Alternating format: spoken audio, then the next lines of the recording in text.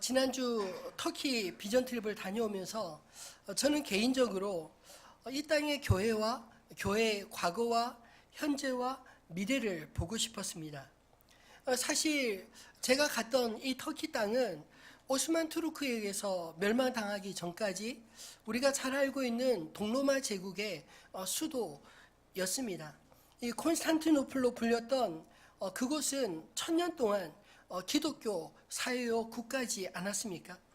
가장 아름다운 성전 중에 하나였던 이 성소피아 성당은 모스크로 쓰이다가 이제는 박물관이 되어 있었고, 이스탄불 곳곳에 소피아 성당을 꼭 닮은 모스크들이 얼마나 많이 지어졌는지, 지금도 세계에서 가장 큰 모스크를 지으려고 엄청나게 공사가 이루어지고 있는 것을 보았습니다. 사실 처음 터키로 출발할 때는 이슬람 국가에서 과연 교회가 어떤 모습으로 예배를 드릴 수 있을까 궁금했고, 또 사실 가기 전부터 두려웠던 것도 사실이었습니다. 근데 막상 가보니까 이스탄불에서 세수가 된 이슬람의 현 주소를 보게 되었습니다. 모스크는 많았지만 5번의 예배 시간을 알리는 요란한 방송소리에 맞춰서 기도하는 사람이 많지도 않았고, 관광지로 변한 모스크에 구경하는 사람이 천지였지 기도하는 사람은 별로 볼 수 없었습니다. 교회도 제가 그곳에 교회 지도자였던 우리 노아 목사님의 아버님을 통해서 그 터키 근대 교회의 그런 과거의 발자취를 쭉 역사적인 이야기를 들었는데, 과거에는 복음 전하기가 참 힘들고 예배하는 것도 참 많이 위축되었었지만 10년 전 이 독일 선교사 두 분이 처참하게 순교를 당하고 난 이후에 터키 사회에서 오히려 역으로 신앙의 자유가 좀 더 많이 보장되었다고, 예전에는 성경을 누군가에게 선물한다는 것이 상상할 수 없는 일이었지만 지금은 오히려 무슬림이었던 사람들이 성경을 선물하는 것을 받기도 하고, 또 성경에 대해서 궁금해서 물어보는 분들도 계시다, 이런 이야기도 들었습니다. 예배도 자유롭게 드렸고 찬양도 아주 뜨겁게 찬양하는 모습을 보았습니다. 저는 그곳에서 세속화된 이슬람의 모습을 보면서 동시에 유럽의 세속화된 기독교의 모습이 같이 오버랩되어 보였습니다.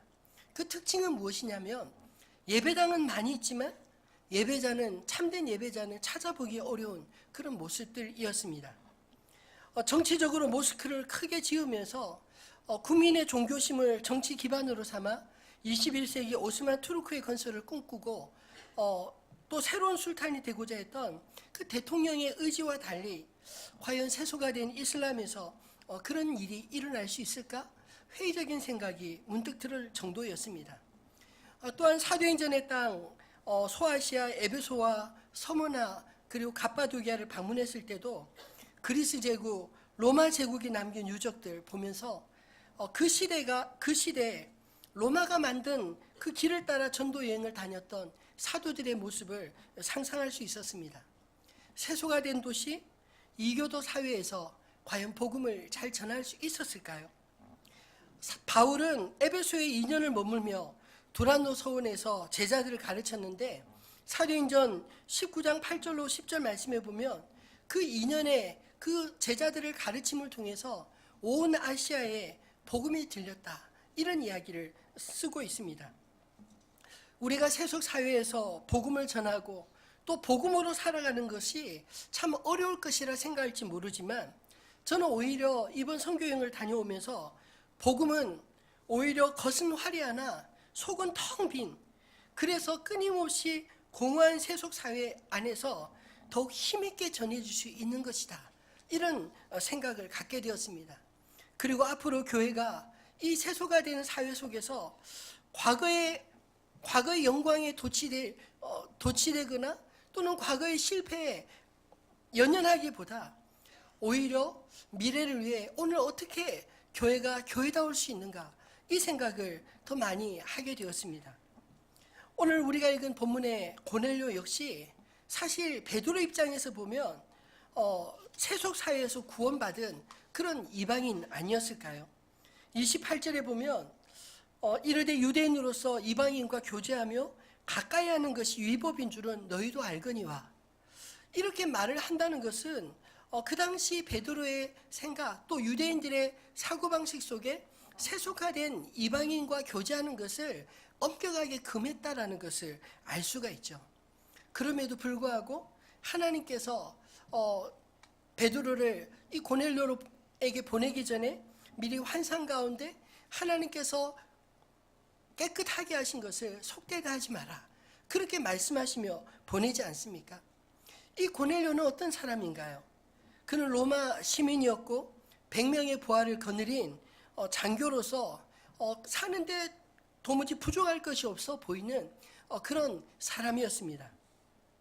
이런 고넬료였지만 그런 세속적 자유와 성공도 그 마음을 채우지 못하는 그 마음의 구원을 위해서 그는 유대교로 귀해 하나님을 예배하고 또 하나님이 기억하실 만한 기도와 구제에 힘썼던 그런 신앙인의 모습을 우리에게 보여주고 있지 않습니까?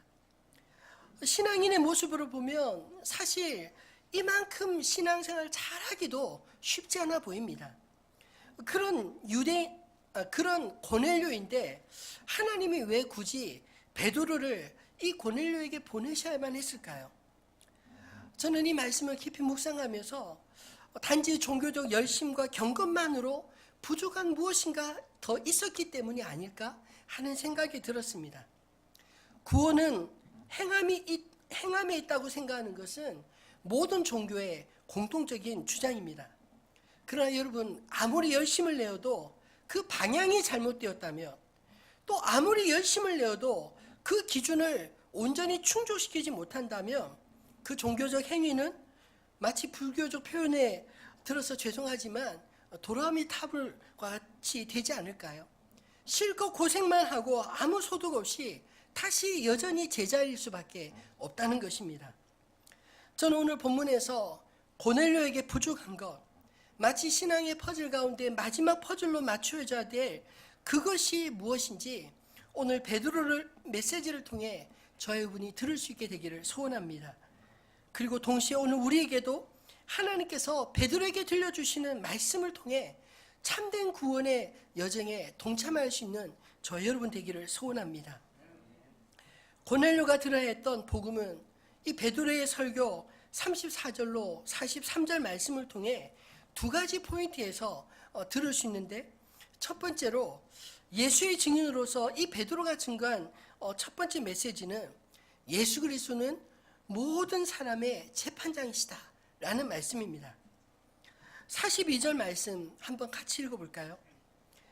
우리에게 명하사 백성에게 전도하되 하나님이 살아있는 자와 재판장으로 정하신 자가 곧 이 사람인 것을 증언하게 하셨고, 이것을 다르게 표현하면 앞에서 언급한 이 베드로의 표현처럼 예수 그리스도는 만유의 주시요 살아있는 자와 죽은 자의 재판장으로 생명의 주권자이시다, 이런 뜻입니다.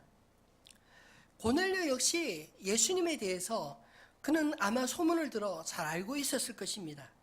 그가 머물렀던 가이사랴가 유대와 가까웠을 뿐만 아니라 그 역시 유대교에 열심히 가졌던 사람이었기 때문에 그 당시 유대교에서 가장 핫한 이슈였던 예수님의 행적과 십자가의 죽음을 다 알고 있었던 것, 다 알고 있는 사실이 아니었을까요? 오늘 베드로의 설교에도 37절로 39절에 고넬료가 이미 다 알고 있다는 전제로 말하고 있습니다. 곧 요한이 그 세례를 반포한 후에 갈릴리에서 시작하여 온 유대에 두루 전파된 그것을 너희도 알거니와. 근데 문제는 고넬료가 예수에 대해서 아는 것은 여기까지였다는 것입니다. 예수님이 어떤 이야기를 하고 어떤 기적을 행하셨는지, 또 어떻게 십자가에 못 박혀 죽으셨는지 여기까지 이야기는 알고 있는데 그 이유에 대해서는 알지 못했다는 것이죠.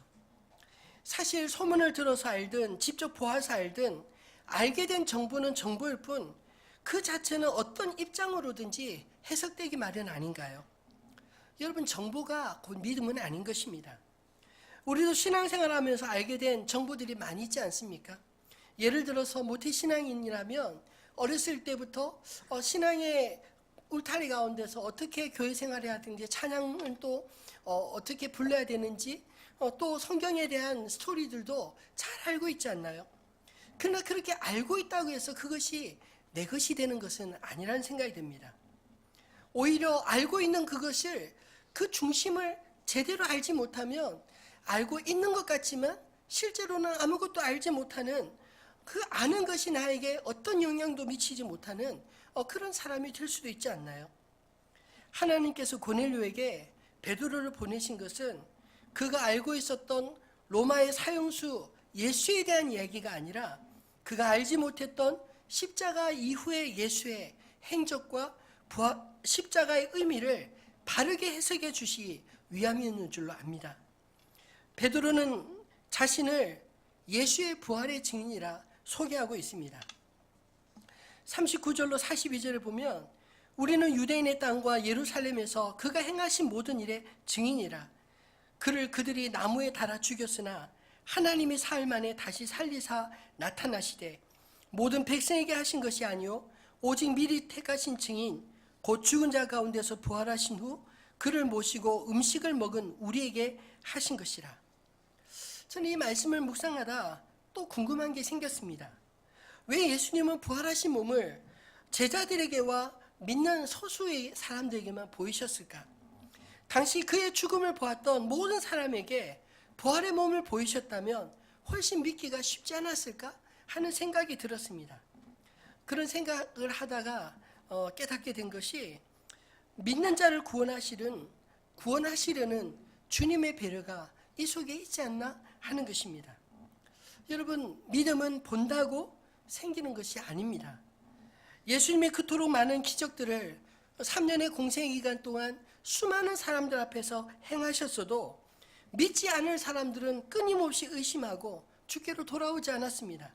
심지어는 예수를 못 박으라고 소리 지르며 앞장서기까지 하였습니다. 보아서 하는 정부는 자신의 입장으로 재해석되어 아무리 보여줘도 믿지 않을 사람은 안 믿는 것입니다. 오히려 부활하신 주님을 죽었다 살아난 나사로를 죽이려 했던 것처럼 또다시 죽이려 하지 않을까요? 그러면 부활하신 주님은 그 영광으로 이번에는 곧바로 심판을 하실 수밖에 없었을 것입니다. 다시 말해 모든 사람에게 부활하신 주님이 나타나지 않으시고 그의 제자들과 믿는 자들에게만 보이신 것은 오히려 믿음을 통해 예수 그리스도를 만나고 그리고 구원을 얻을 길을 열어주신 배려라는 생각이 들었습니다. 부활의 증인들을 통해서 전해들은 증언들과 증거로서 주신 성령의 임재를 통해 우리는 예수님을 인격적으로 믿을 수 있게 되었기 때문입니다. 마지막 예수님의 재림에 대한 모든 예언들은 주님이 모든 사람에게 보일 그때는 그 앞에 의인과 악인이 나눠지게 될 것이라고, 그 앞에 온전히 심판을 받게 될 것이라고 말씀하고 있지 않습니까? 오늘 우리에게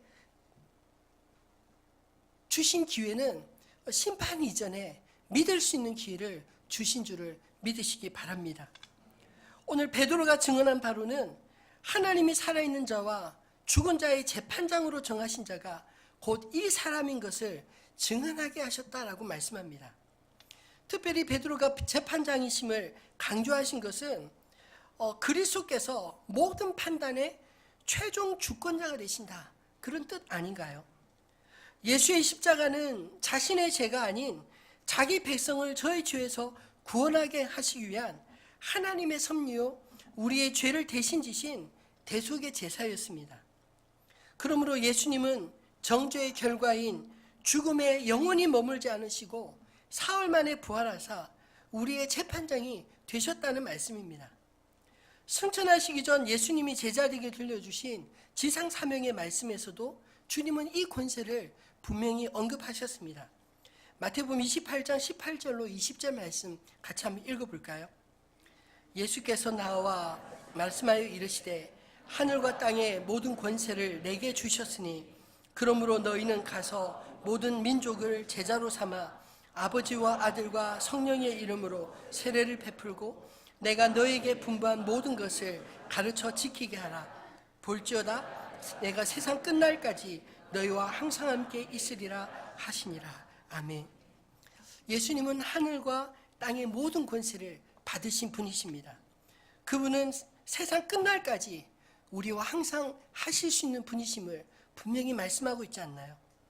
그러므로 예수를 믿는다는 것은 우리가 믿는 이 예수님이 만유의 주인이실 뿐만 아니라 산자와 죽은 자의 재판장이시다, 이 사실을 확실히 믿는다는 것을 의미하는 줄을 깨닫게 되기를 소원합니다. 여러분, 이 믿음은 세상의 그 어떤 권세 앞에서도 우리를 견고하게 하는 힘이 되는 것입니다. 사도 바울은 세속 사회에 복음을 전할 때, 또한 교회 안에서 수많은 잡음 앞에서도 자신의 신앙을 담대하게 이렇게 고백합니다. 고린도전서 4장 3절로 5절 말씀입니다. 너희에게나 다른 사람에게나 판단받는 것이 내게는 매우 작은 일이라. 나도 나를 판단하지 아니하노니 내가 자체가 아무것도 깨닫지 못하나 이로 말미암아 의롭다함을 얻지 못하노라. 다만 나를 심판하실 이는 주시니라.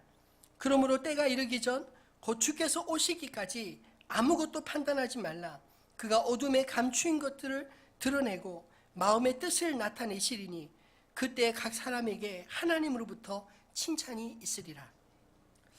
오직 자신을 판단하실 분, 주님 앞에 서기까지 사도 바울은 모든 판단을 뒤로 하고 자기에게 주신 사명에만 충성하는 믿음의 본을 우리에게 보이지 않았습니까? 이런 당당함이 바로 재판장 되신 주님을 향한 우리의 믿음에서 나오는 줄을 믿으시기 바랍니다. 두 번째로 고넬료가 들어했던 복음은 예수는 구원자시다 라는 메시지입니다.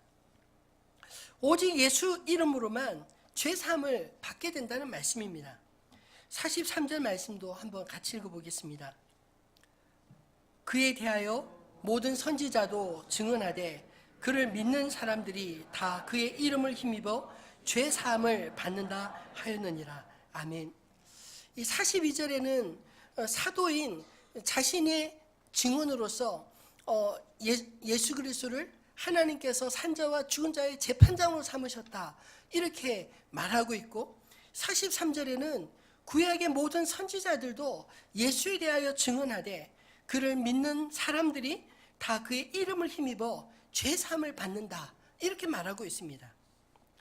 여러분, 앞서 말한 것처럼 재판장이신 그분이 스스로 죄인을 위해 죄값을 치르시고 죄를 사하는 이 놀라운 일, 여러분, 이런 일을 상상할 수 있겠습니까? 사실 하나님에게는 두 가지 부딪히는 성품이 있으십니다. 하나는 사랑이고 또 하나는 공의입니다. 하나님은 사랑이시기도 하지만 공의로우신 분이시기도 하기 때문에 이 두 가지가 충돌이 되지 않나요? 이 하나님의 두 성품이 온전하게 충족되는 지점이 있다면 그것은 바로 십자가인 줄을 믿으시기 바랍니다. 재판장으로서 죄를 징벌할 수 있는 권세가 있으시지만 예수님은 그 고난을 잠시 내려놓으시고 이 땅에 육신을 입고 성육신하셔서 우리의 모든 죄를 위해 십자가 형벌을 대신 받으셨습니다. 그러므로 하나님의 공의를 만족시키셨습니다. 그리고 하나님의 그 사랑은 예수 그리스도 안에서 우리를 죄를 대신 사하심으로 그것을 온전히 이루시지 않았습니까? 예수 그리스도의 이름을 믿는 자들에게 죄 사함의 권세를 주신 것입니다. 구원을 사모하는 신앙인으로서 고넬료에게 필요한 마지막 조각은 무엇이었을까요? 구원은 스스로 이룰 수 있는 것이 아니라는 것입니다. 구원을 이루기 위해서 오신 하나님의 아들 예수 그리스도를 믿음으로 영접할 때만이 그의 신앙이 온전해지는 것 아니겠습니까? 그것을 베드로는 선지자들의 증언으로 말씀하고 있습니다. 예수님이 태어나시기 전 약 750년 전에 활동했던 선지자 이사야는 이렇게 예언했습니다. 이사야서 53장 5절에 그가 찔림은 우리의 허물 때문이요 그가 상함은 우리의 죄악 때문이라. 그가 징계를 받음으로 우리는 평화를 누리고 그가 채찍에 맞음으로 우리는 나음을 받았도다. 여러분, 예수님의 십자가 사건은 이미 성경에 예고된 사건임을 믿으시기 바랍니다. 예수님에게서 완전히 성취되었을 때 우리는 비로소 깨닫게 되는 것입니다.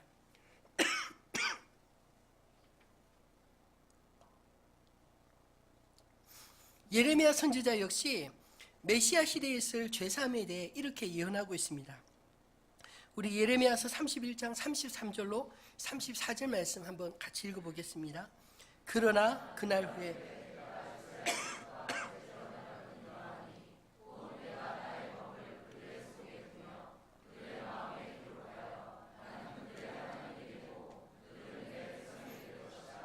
여호와의 말씀이니라.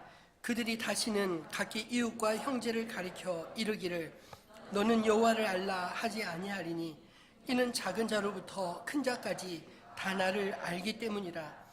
내가 그들의 악행을 사하고 다시는 그 죄를 기억하지 아니하리라. 여호와의 말씀이니라. 아멘. 모세 율법으로 상징되는 그 옛 언약을 폐하시고 이제 예수 그리스도를 통해 성령의 시대 하나님 나라가 이 땅에 이루어질 때 하나님께서 새 언약을 그의 백성들과 맺으시겠다는 말씀 아닌가요? 성령님이 우리 가운데 온전히 임하실 때 이 약속이 성취되어지는 줄 믿으시기 바랍니다.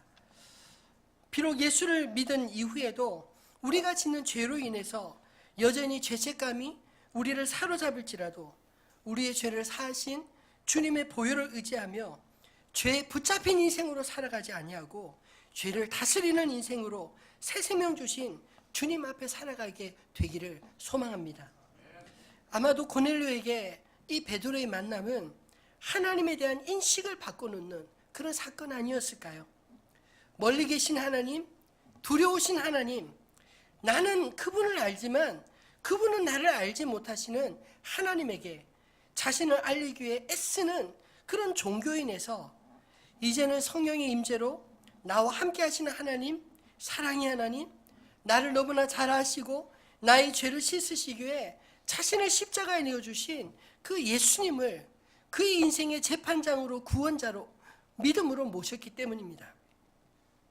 저와 여러분 안에도 이런 변화가 있기를 소망합니다. 여러분, 예수님의 죽으심과 부활에는 분명한 목적이 있습니다. 사도 바울은 이것을 로마서 4장 25절에 한마디로 정의를 내리고 있습니다. 예수는 우리가 범죄한 것 때문에 내줌이 되고 또한 우리를 의롭다 하시기 위하여 살아나셨느니라. 여러분, 예수 그리스도의 십자가 사건은 우리의 범죄 때문에 주님이 십자가를 지신 것이며 주님이 부활하신 것은 우리가 더 이상 죽음에 눌려 살아가는 인생이 아니라 우리를 의롭다 하시기 위하여 우리를 이 땅에 새 생명을 얻고 살아가도록 하시기 위함인 줄 믿으시기를 바랍니다. 단지 정보로 예수를 아는 신앙이 아닌 예수님을 나의 구주, 나의 하나님으로 영접하고 진정한 재판장이신 주님 앞에 서기까지 우리에게 맡겨진 사명을 감당하는 사람 되기를 소망합니다. 우리의 모든 죄를 십자가로 사하신 주님 앞에 더 이상 죄인으로서가 아닌 하나님의 자녀로서 당당하게 살아가는 저 여러분 되기를 소망합니다. 말씀을 맺겠습니다. 여러분에게 예수님은 어떤 분이신가요? 오늘 고넬료에게 베드로를 만나기 전 예수님은 그냥 지나가는 사람, 자기가 알긴 알지만 그러나 그 이상으로 알지 못하는 사람이었습니다.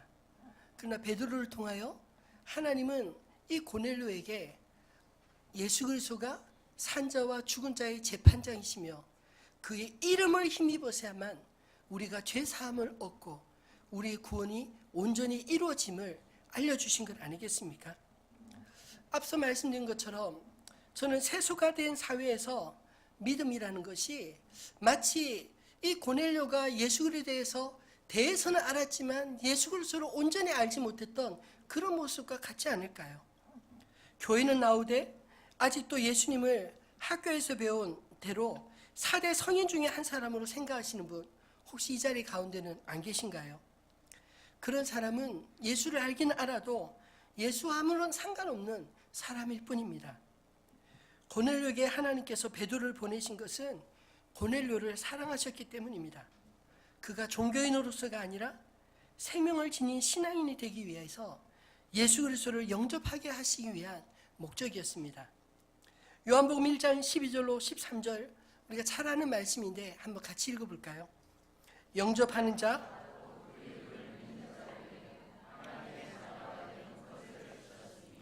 이는 혈통으로나 육정으로나 사람의 뜻으로 나지 아니하고 오직 하나님께로부터 난 자들이니라. 아멘. 여러분, 예수 그리스도를 영접했을 때 오순절날 임하셨던 동일한 성령님이 그와 함께한 모든 사람들에게 임했다. 오늘 성경 그렇게 말하고 있지 않습니까? 구원이 그와 그 가정에 임했다는 하나님의 주신 표적이었습니다. 여러분, 이렇게 거듭난 사람은 하나님의 자녀가 되는 권세를 받은 자입니다.